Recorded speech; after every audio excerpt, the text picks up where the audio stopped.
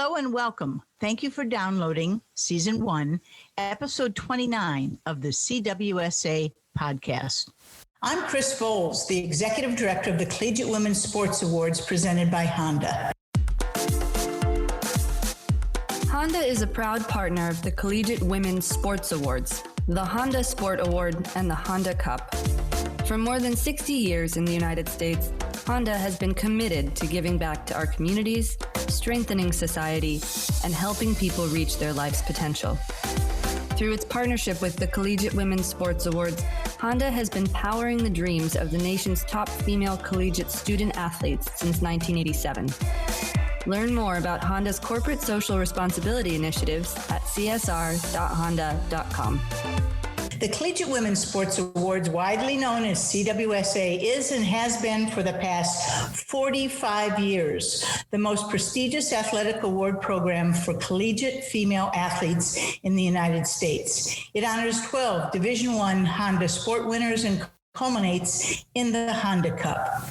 The CWSA podcast features the Collegiate Women's Sports Awards honorees who represent the best of the best in college athletics. We hear about their achievements, experiences, and the lessons they learned on their journey. We also discover where their life's path has taken them beyond their sporting careers. We share these extraordinary athletes with you bi-monthly and every Monday until June and our 45th celebration. This episode catches up with 1999 Cup winner, Long Beach State volleyball player Misty May, who won a collegiate national championship on the hardwood and then went on to win not one, not two, but 3 golds in beach volleyball in 3 Olympics.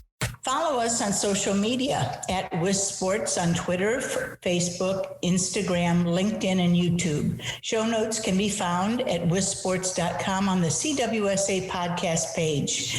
Please follow along with CWSA at CWSA_ Honda Cup on Twitter and Instagram, and Collegiate Women's Sports Awards on Facebook and YouTube, as well as our website. Now, the introduction. Welcome to our 1999 Honda Cup winner, Misty May. Misty distinguished herself as best. She was the first high school volleyball player in the nation to be called the best, then the best collegian, and then went on in beach volleyball to become a 3-time Olympic gold medalist. At the time of her retirement in 2012, she was the most successful female beach volleyball player in domestic and international competition. Welcome, Hall of Famer Misty May Trainor. Hi, thank you, Chris.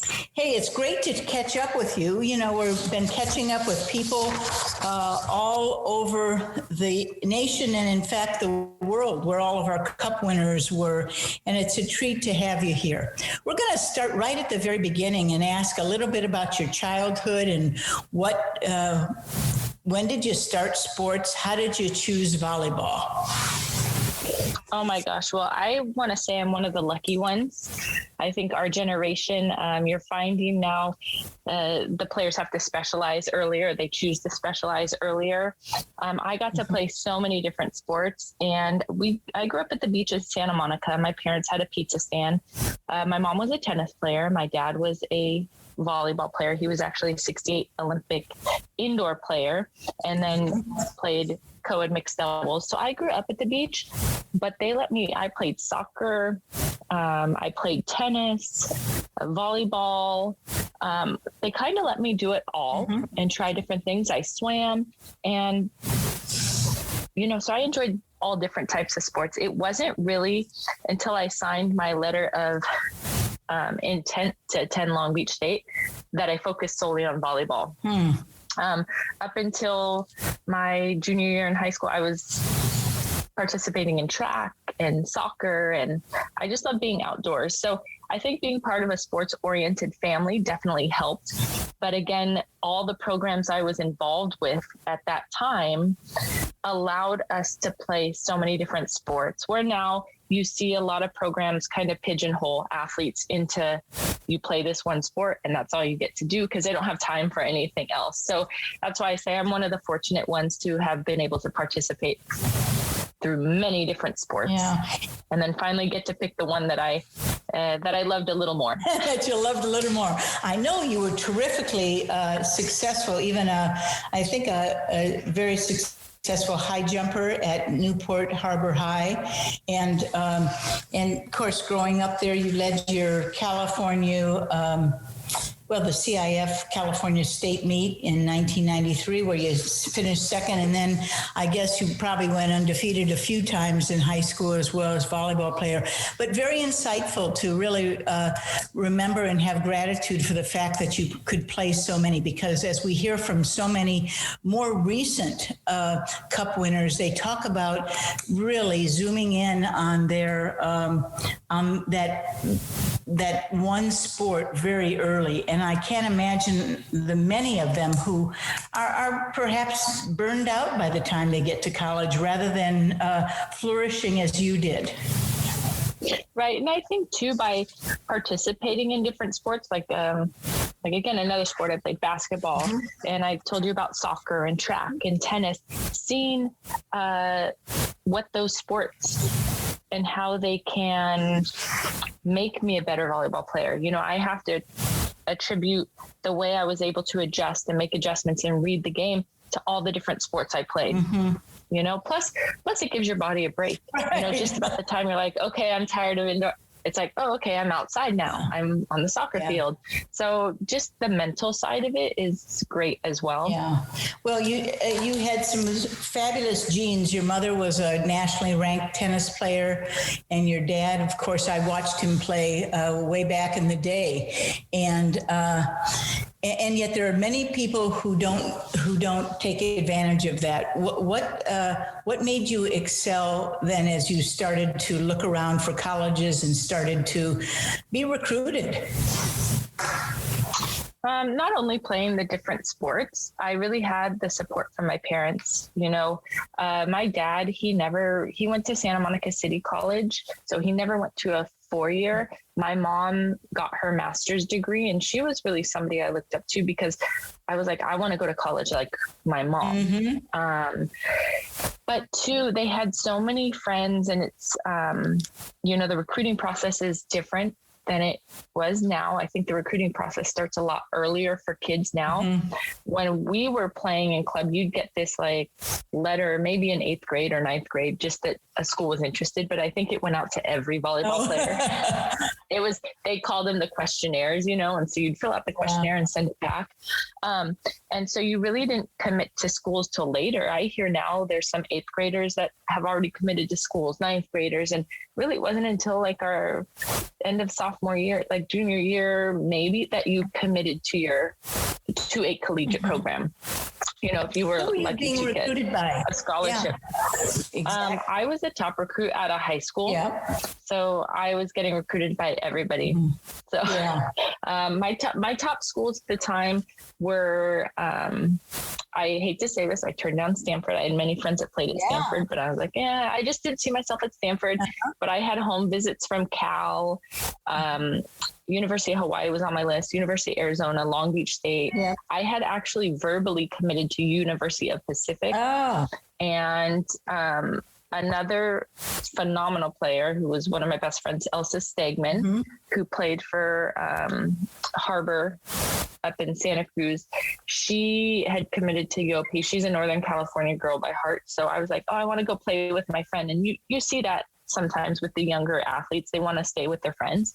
So I had actually verbally committed to University of Pacific. And then, you know, I just later on found out that wasn't the school for me. So I signed with Long Beach State. So that was a heartbreaking, having to call John Dunning and Janie and say, hey, you know, I'm having second thoughts. I think I'm going to head to Cal State Long Beach.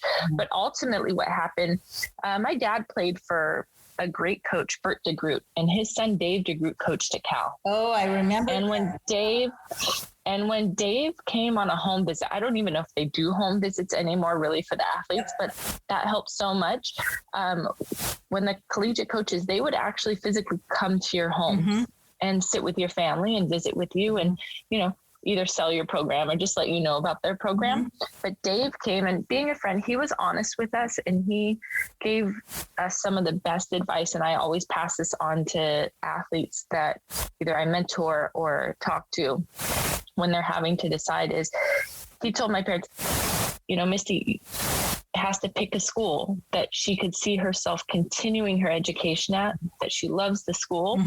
If she couldn't play volleyball anymore or got hurt, because ultimately education is key and you want to feel like it's family. You want to be at a place that you would want to stay at if you had to, continue education and be sidelined. Yeah. And that was like one of the best pieces of advice. And that's ultimately what led me to Cal State Long Beach. I went on a visit there, an official visit, and it just felt like home. And I followed their program for years. I knew that being a 5'8.5" outside hitter and the top recruit as an outside hitter, I'd probably be overlooked now. I'd probably be like a libero, right? Because everybody's so tall. But being a 5'8.5" hitter, if I wanted to continue playing internationally, which I thought I would have to make a positional change. And I thought, who better not to learn a position from than Debbie Green, right? One of the best setters of all time. So I went and didn't expect to set my freshman year. I thought, let me learn the setting position. I'll hit for them. And then maybe by my senior year, I can break out my hands and actually know how to run a system. Right. But freshman year, double days, you're standing on the line. One setter had transferred to Cal State Northridge. The setter that was second in line came in not in the best shape for summer. So they had nobody else. So they looked at me and they said, how do you feel about setting? And I was like, I mean, that's why I came here, but not expecting it today. So for the whole first 2 weeks of double days my freshman year, I had no ball in my hand. I was just working on footwork, hand position. So ultimately it was the best decision for myself. And, but it was that advice that Dave had given that helped me get there. But, like any athlete, whatever you want to do, you have to be willing to put the work in. And it's the work that happens when nobody else is around. That's what helped me get to the level I was. On the weekends, I was just outside playing, having fun, obviously being a kid, but I was at the beach from 6 until the lights went out, till my parents went home. I'd go to the gym with my dad. I'd lift. I was playing other sports. I was doing track to stay in shape. So it's all the little things that we try to tell the athletes now. Like, it just doesn't come. It's not going to come through your computer screen. It's not going to come through your thumbs. You have to put the work in, and it's going to be selfless work that you don't get credit for, but it will show up. It will come around. And it's very hard because a lot of times you're working out by yourself. And, the setter is such a position that everyone else is dependent on, but you've got to get all those reps in. And how fortuitous that you were the next in, number 3, but all of a sudden you are leading Long Beach. Oh, it was very stressful. Brian, I'm not going to say Brian's the easiest to play for. I'm G. Malero for all of you out there. Yep. But, Debbie made me the setter I was. Brian gave me the strength. He allowed his players to flourish, and he drove, gave us the drive and the discipline of his program. I mean, that's why I feel I made the leaps and bounds that I did, was the discipline that he instilled. And that's why I went there. I saw what a machine he ran, how he'd make his team run. And I wanted that. But a lot of people ask, I'll ask young kids, oh, what's your favorite part of the game? And everybody wants to be a hitter. And it's like, okay, but setting is so fun because the technical aspect, but 2, it's like a puzzle. It's a chess game. You have to learn how to communicate with 5 other players completely different. You have to see both sides of the court, because my goal as a setter was to get my hitters the best opportunity to get a kill, a one-on-one, one on nobody. And it's so fun allowing your creativity to show. Well, and you are really the quarterback of the team and kind of the second coach, and you use your leadership and your skill and all of that work that you banked to go on for a 36-0 record in 1998 to win the national championship. You shared the NCAA Championship Most Outstanding Player Award, and I think you even were applauded for service aces at the back line there. Do you remember what that was like and what it felt like?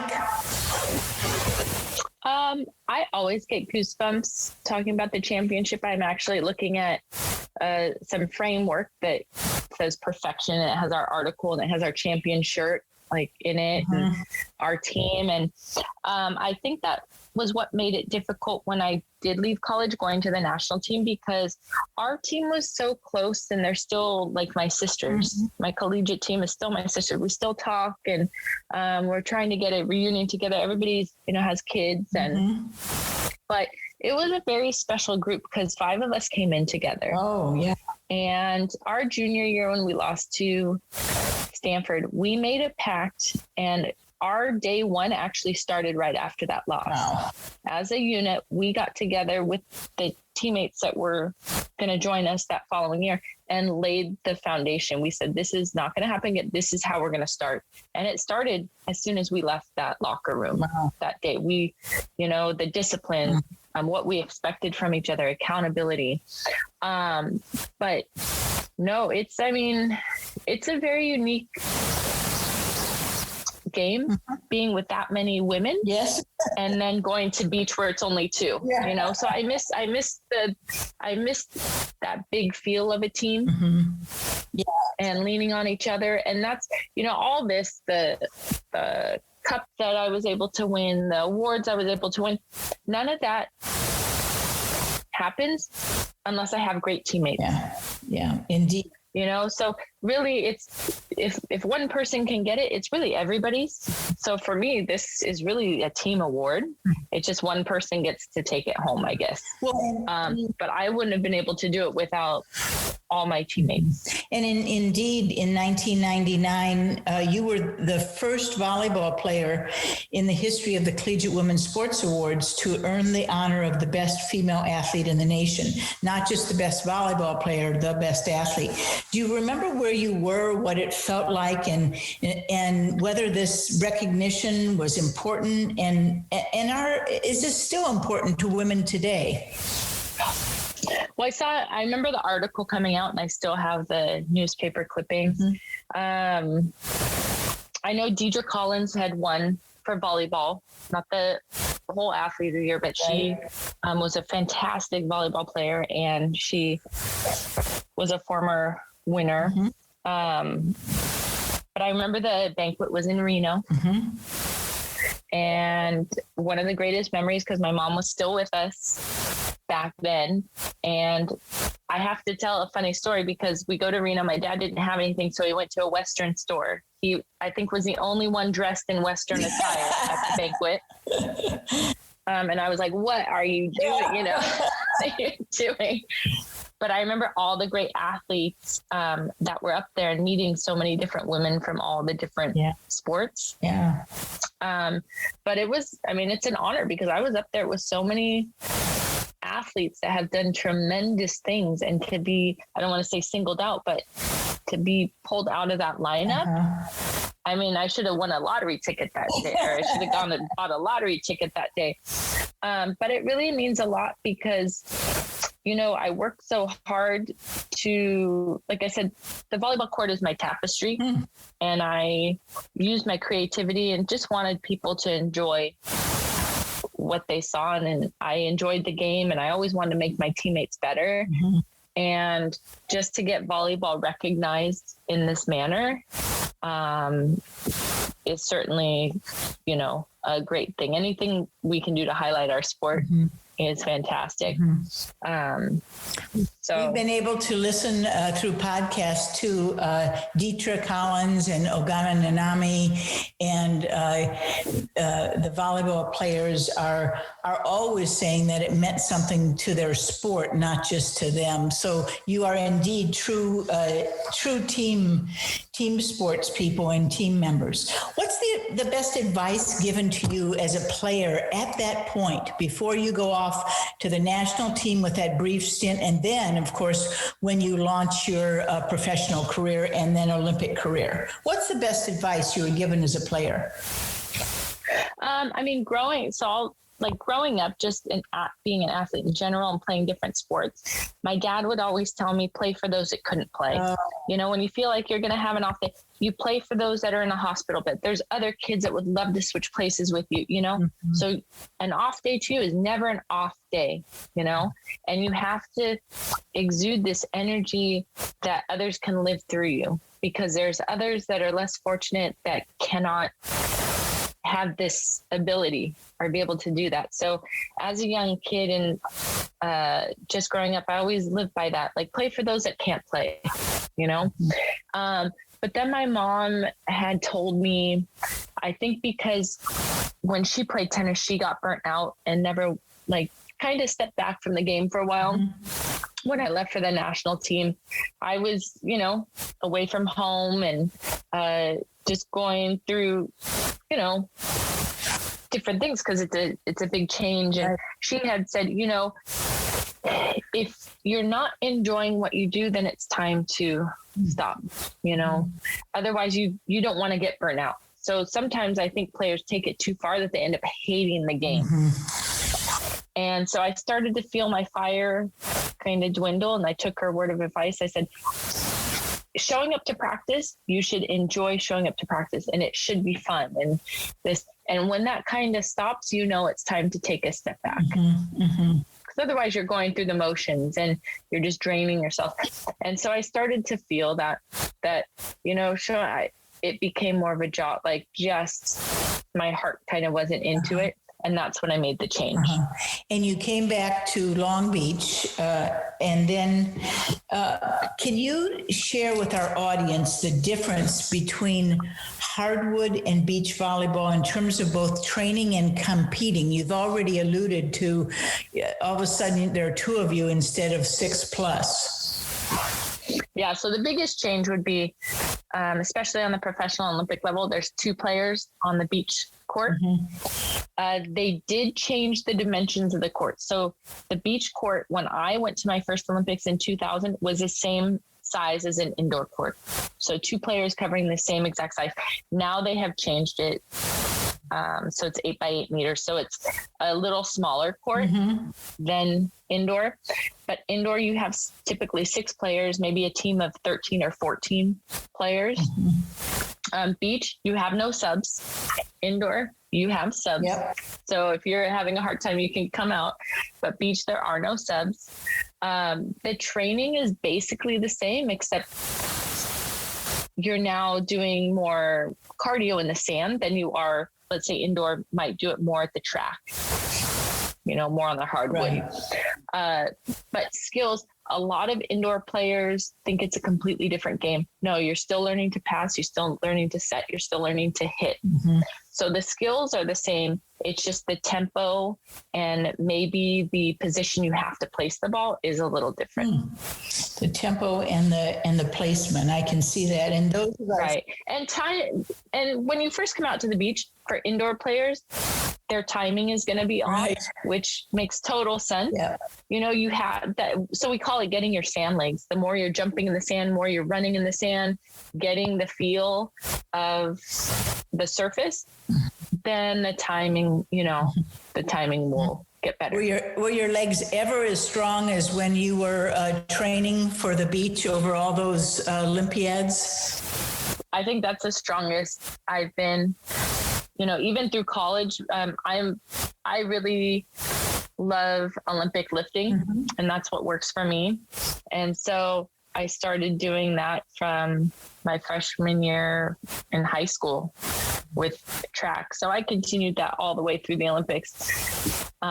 But no, I mean, strong legs, definitely the sand is a little more forgiving. So you'll tend to stay, I don't want to knock on wood, a little healthier than the pounding you'll take from the hard court. Like once you leave the wood gym or whatever, it's hard to get back in. Yeah, right. That wood surface can be really tough on all those jumps. Not the jumps, so landing, right?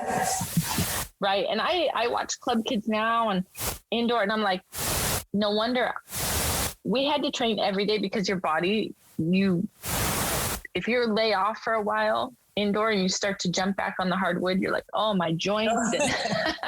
So that's why I said, I tell these players, I said, play indoor as long as you can, get your money overseas, and then beach will always be there. Because once you make a jump out to the beach, it's very hard to get that player back indoor.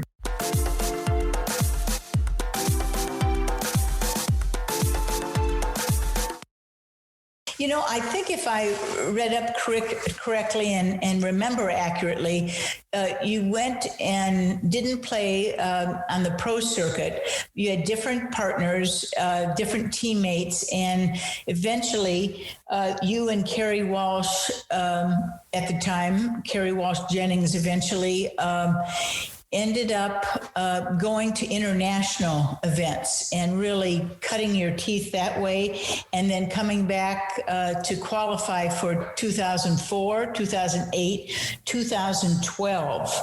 What did it mean to be an Olympian, and how did you distinguish anything between those three? Were they one or the other more special or different than the others? With my dad being a 1968 Olympian, I'd hear stories growing up, but I never would put two and two together. I was around a lot of his Olympian friends and, his teammates, and it was just normal to me, I guess. But I'd hear his stories about opening ceremonies, and, during the summer, I remember the Olympic channels being a red, white, and blue Olympic channel, and summertime when the Olympics would roll around, it was like you were in front of your TV where you had to turn the knob. It wasn't one of these smart TVs, you had to turn your knob. And those were like the highlights of the summer every time the games would roll around. But I didn't see myself being an Olympian. In fact, Carrie's husband, Casey, I've known him since he went to junior college in Orange County, and I was in high school. He'd asked, oh, hey, so what do you want to be when you grow up? And I was like, a veterinarian. Like Olympian didn't even cross my mind. And it wasn't until I was a sophomore in college under Debbie's guidance that I said, you know what, maybe being an indoor Olympian is something I can eventually be. And obviously I went to the national team and then left, and beach volleyball wasn't an Olympic sport until 1996. Right. So I took a risk leaving the national team and actually got a great partner. I can't complain. Holly McPeak, one of the greatest, right? Yeah, right. I watch her, growing up, and she took me under her wing and said, let's try to make a run for 2000. And being a rookie, we ended up making a run, for 2000, but I thought I would be playing indoor a lot longer than the beach side. And after 2000, the qualification process, being new, traveling the world and giving Holly a lot of gray hair, poor Holly, but taking this young kid, we couldn't play. Usually the process is a 2-year point process, and we only had 8 months to do it, Holly and I. So that meant we had to place pretty much in every tournament. And that's a lot of pressure for a rookie coming out, playing with somebody that's already been to an Olympics in Atlanta. Right. And after the 2000 games, we fell short to Brazil to go to the medal round. I felt like my head was held underwater just because the amount of pressure, and I wanted to learn the game at a slower pace, be able to make mistakes, because that's the only way you can get better. Is you have to have failure to be able to make leaps and bounds and improve your game. And Carrie was getting burnt out at indoor, and our parents ended up meeting each other at the USA house and just ran into each other, not a planned meeting, but just ran in. And we mentioned to her, hey, why doesn't she come out and try beach if she's not going to go overseas? And that's how that started. Oh my. But back when Carrie and I started, there wasn't an AVP. AVP's always been up and down. Well, there was no AVP at the time. So we played a BVA series. So that's why we only played internationally. And then when the AVP came back around, then Carrie and I were doing both tours. And qualified for 2004 and ended up being the first Olympic gold medalist for our sport. Yeah. And then especially on the beach side. So many people watch that and so many people remember that. And you and Carrie just exuded so much grit and so much joy. And of course, again, as you said before, Misty, a lot of people don't see all the training that goes behind all that. They see you in action in 2004, 4 years later in 2008, and must have been Athens and then Beijing and then London. And I think in Beijing, you're named the most outstanding player for the women's competition. So was it hard to decide to continue going in 2012? You were already married to a pro baseball player, right, Matt? Right. A trainer. And you hadn't had any kids at the same time Carrie started to have a family. Was it hard to come back in 2012, or was that just one of the part of your drive? Well, I really thought 2008 was going to be my last Olympics. So I had a lot of family at that Games. And then I went on Dancing with the Stars and I ruptured my Achilles. That's right. So I ruptured my Achilles. I already had a bad knee. I had torn my PCL my sophomore year in college. So I already had a bad knee. So, the Achilles rupture was like just icing on the cake. It's like, okay. So I thought I was done. And then I started to work back from that. And it took me like a year. Then there happened to be, AVP put this Brazil USA tournament together. And I ended up playing with Carrie and I was way out of shape. It was my first time back on the sand. We ended up getting second to Brazil. And I scratched my head and I was like, okay, I still have that fire inside me. I think I can do one more. If I can really put the time in and lose this weight and get back in shape. And I didn't know how my leg was going to be. I think I could do one more. Well, at that time, when I made that choice, Carrie had partnered up with Nicole Branna, who played at University of Minnesota. Right, go Gophers.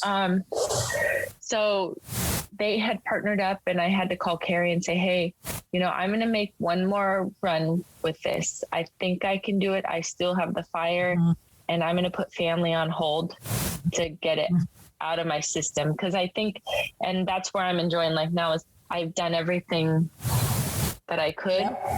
And now I can focus on the family. And that was a hard choice because obviously my husband and I got started with our family a little later. So while everybody's out enjoying dinners, we're changing diapers still.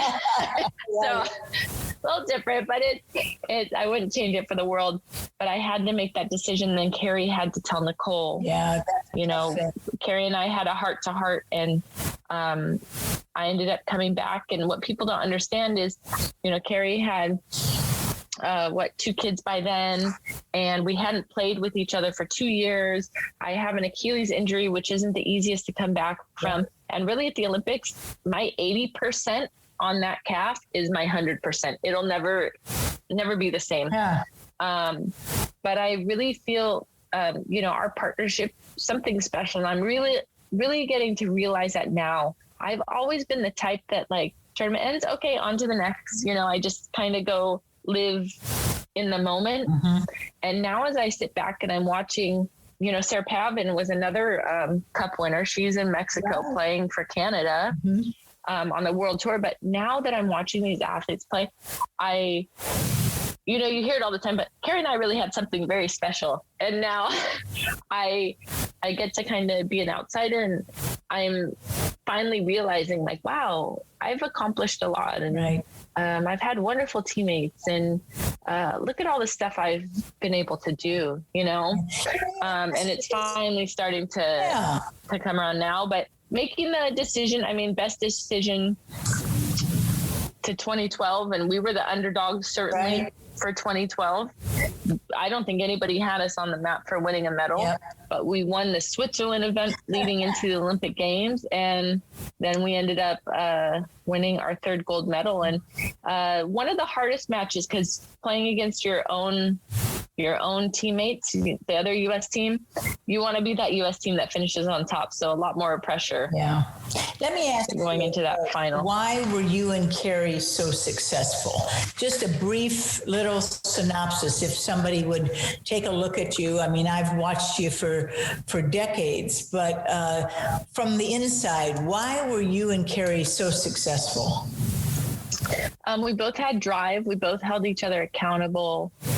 We both wanted to make each other better, and our energies counterbalanced each other.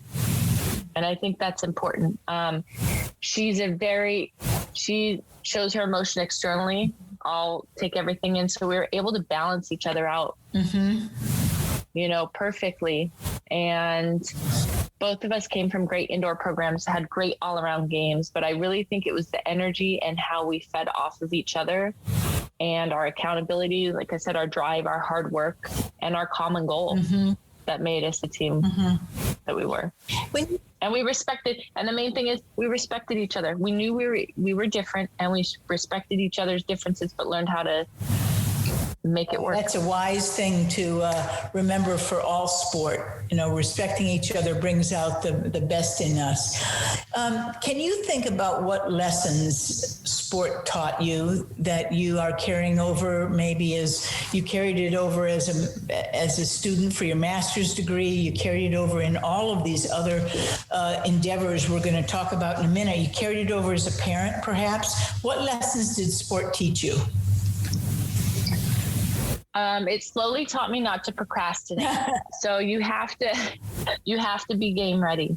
Your preparation that you take in the gym or with your team is preparing you for the game. You just can't show up on game day and expect to have it all. So you have to prepare throughout. I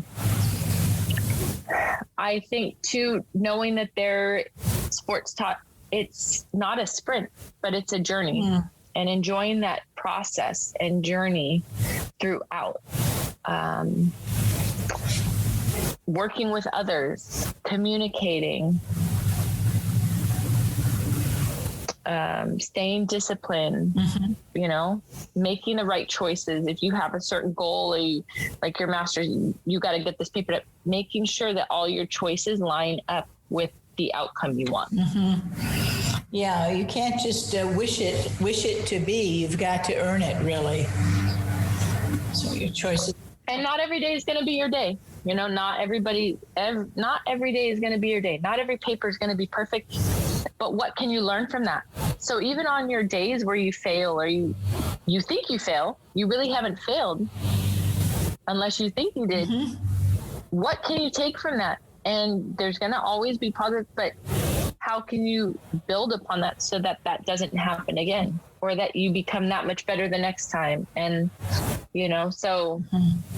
Why did you choose to retire in 2012? I think you almost announced it beforehand or announced it right after. I can't recall.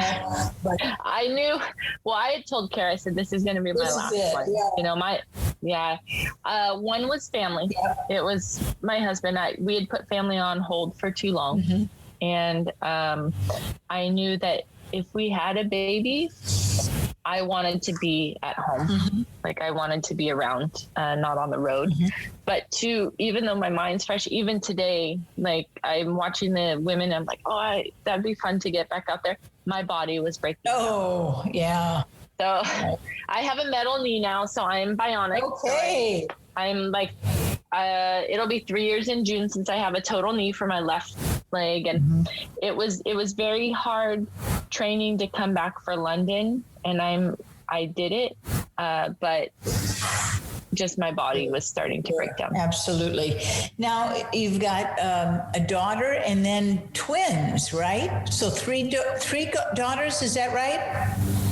We have a busy household. Yes. So we have a 6-year-old going on 15. Yes. And then, and then we have twins that are 3, all girls. Oh, wow. And tell me what, Are they out on the beach? Are they playing? Are they doing other things? It seems to me that you might be the type of mom that just lets them do a variety, just as your parents allowed you to do. Yep, you hit it on the head. So we actually moved inland from the beach. Malia is really into gymnastics, which it's so fun seeing her grow in that aspect. And they all take dance. So right now it's gymnastics and dance. As more things open up, I'm actually looking for a golf camp for her during the summer, and like tennis. I want to introduce her to different, activities, and not even on the athletic field, like a theater camp and different, just different activities just to keep her mind going. Mm-hmm. But she does do we started doing some beach workouts with Reed Pretty, who's a gold medalist from the indoor team. He runs a little sand program. So he started one for kids. So I'm able to do like some beach conditioning, and then she does the little kids conditioning. So she likes getting out there on the sand. But as far as volleyball goes, she'll pass the ball at home, but she's more into the gymnastics and all that. What's the biggest surprise to you as being a parent?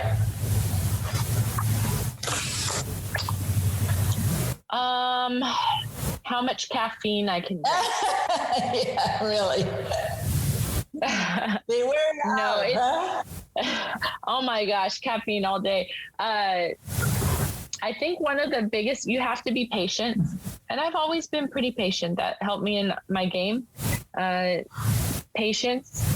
But too, you hear from your parents, it's one of the best things. And not that it makes me sad that they're growing up, but I can see how you're always going to be a baby in your parents' eyes. Mm-hmm. Mm-hmm, sure. Misty, it seems to me I referred earlier that you went back in 2013, right after the Olympics, and finished your master's degree in coaching and athletic administration. Many would not have done that, and I commend you for that. You went on to serve as the director of volleyball at Long Beach City College, and then it seems that the city of Irvine decided to name the Misty May Trainor Sports Center, and tell me a little bit about that and your role in that. And then you lately taught and coached. Well, I guess you coached very successfully Long Beach Community College. Kind of fill us in on what you were doing then and what that's led to now. Well, it's funny because I actually finished my final project. I turned it in before going to the Olympics. So it felt like the Final Four for me, with the way our school worked. I was like, okay, finals is over. We can just focus on the Final Four. Yeah. So I actually turned in my final project before heading to the Olympics, but I graduated. I walked in 2013. Okay. And then I've always liked giving back, and I wanted to get my master's because coaching one day I knew I would need it. Mm-hmm. And again, because my mom got her master's, I was the second one on my dad's side to get my master's degree. So my aunt up Northern California, my Aunt Bonnie, she got her master's in teaching, and then my mom had her master's. And so it was just another goal of mine. And I like the community college level. Everybody, asked how come, like I volunteered at Long Beach State after the Olympics for their beach team. Mm-hmm. And then I went out and volunteered at USC to learn about how to run a 4-year program, because Long Beach State wasn't a 4-year program for beach yet. Okay. And so I wanted to learn how to run a 4-year program. Mm-hmm. And that ultimately helped me at Long Beach City. And going to school at Long Beach State, I had a lot of friends that passed through Long Beach City College, and their program started to go down a little bit. And I said, I want to make a change. I live in the community. So I applied for the position and got it. And we made a turnaround. The team made the playoffs. They hadn't made it in like 16 years so it was crazy. But I really liked giving those athletes that might have fallen through the cracks or fallen short or needed extra time an opportunity to excel. So that's why I chose the community college level to coach at. Mm-hmm. And then as far as the facility in Irvine, that was like a private facility. And they ended up not following the moral standards I have and everything. So I actually got out of that. Okay. So no more affiliation there. No more. No, I haven't been affiliated with that since I think they opened their doors, actually, because I just saw some stuff going on. So I asked to get my name removed from that. Oh. So no, I don't have any there. I started a little club program, but again, with kids, it's very hard. I didn't want to be spread out so thin. So when COVID hit, they shut down all the gyms and facilities. And so that gave me the kind of the green light saying, I'm going to stop this club. Mm-hmm. And that was, I don't want to be spread too thin. Dream and Gold, correct. Yeah. Uh-huh. Well, you've got your hands full anyway, just family-wise, but you really have reached back to give back. And, you following your father's words of playing for those who can't play, well, you're giving back to those who may not be able to play at your level, but still find joy in the game as you did. So congratulations for that. Thank you. I'm going to do a little fast fire thing here. I'm going to just ask you some quick questions. You can just give one word answers if you want. What sport would you love to have played besides your own professionally? Well, there's two. Okay. So there's two sports. Auto racing. Woo! Auto, yeah. And then I really love golf. Golf. Okay. Good at it. Woo! Auto racing, golf, got it. What are the three adjectives that best described you as a competing athlete? Coachable. Yep. Hard worker. Mm-hmm. And selfless. Oh, excellent. And what are the three adjectives that describe you now? I'm a go-getter. Mm-hmm. Giving, and I'm funny. Not that I wasn't funny before. Funny has always been there. Okay, funny has always been there, but not. I mean, I got. Everybody would tell me lots of. I'm laid back, patient, yeah. So I got plenty of adjectives, but I've always been on the funnier side, I guess. Okay. And what's essential to being a champion? You have to, be coachable. Mm-hmm. You have to be coachable, a constant learner, mm-hmm. a goal setter. Mm-hmm. You have to be driven, selfless, mm-hmm. and